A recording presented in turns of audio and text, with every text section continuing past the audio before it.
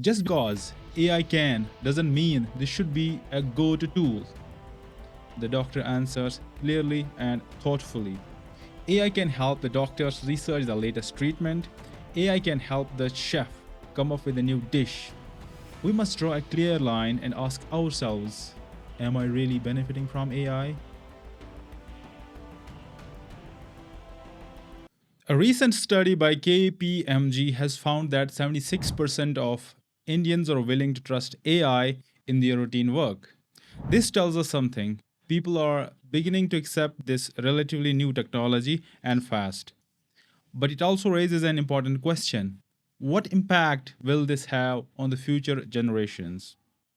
Welcome to Learn with Riyaz, and today we're diving into what I called the paradox of AI, the promise and the pitfalls of using it and not using it. Stay with me till end and we will find it out. There's no denying in the age of AI, we can do a lot using it. We can solve math problems, we can make it write code, we can build apps, we can make it write speech, essays, and generate graphics. You name it, and there will be an AI for that. Just because AI can doesn't mean this should be a go to tool. We must be mindful of when to use it and who should be using it. Let me explain with a short story. Three people are traveling together: an experienced doctor, a curious medical student, and a third person who never went to school. The student sees this as a golden opportunity to learn and starts asking questions. The doctor answers clearly and thoughtfully. The student listens, understands, and grows. But the third person, he is confused. He says, I don't even understand what you are talking about. You are discussing something that I have never heard of. What we can learn from the story: number one, you can only learn from someone more experienced if you have some foundation. If you do not understand the basics, high level knowledge will feel like nonsense. Now let's bring this back to AI.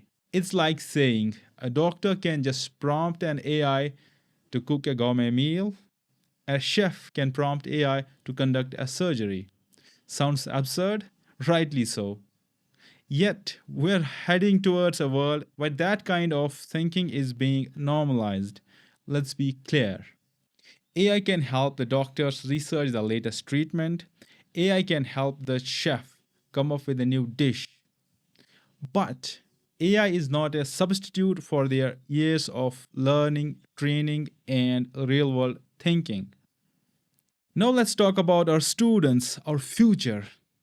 If instead of solving a problem, you copy paste it into ChatGPT, if instead of learning, you delegate thinking to AI, if instead of writing essays, you ask AI to do it, let me be clear, you may be gaining speed, but at the cost of your cognitive abilities.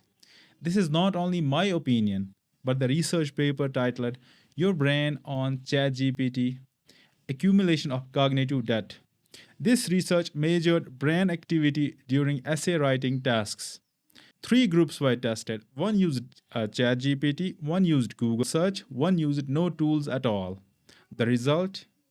The no AI group had the strongest and most complex brain activity. The Google group was in the middle, and the ChatGPT group showed the lowest level of engagement. But it gets more worrying. In a fourth round, all the participants were asked to write without tools. The ChatGPT group struggled to engage the brain regions they had previously used. The no AI group, when they finally used ChatGPT, their brain activity spiked. Why? Because they had built their mental muscle for that. So, what does this tell us? AI can enhance learning, but only after genuine self driven effort. Skip that part, and you are heading for mental atrophy, a mind that is slowly switching off. So, where do we go from here? On a personal note, I am not against AI. I am not anti technology, but I am in favor of mindful usage. We must draw a clear line and ask ourselves, am I really benefiting from AI or just outsourcing my thinking? If yes, at what cost? If you are interested in learning more about the research, I have attached a link in the comments below. If this message made you think, if you have any questions, feel free to drop a comment. And if you are interested in technology and need to know a different take, then get subscribed to the channel because the machines are built for humans and not the other way around. Thank you so much for staying with me. I will see you in the next one.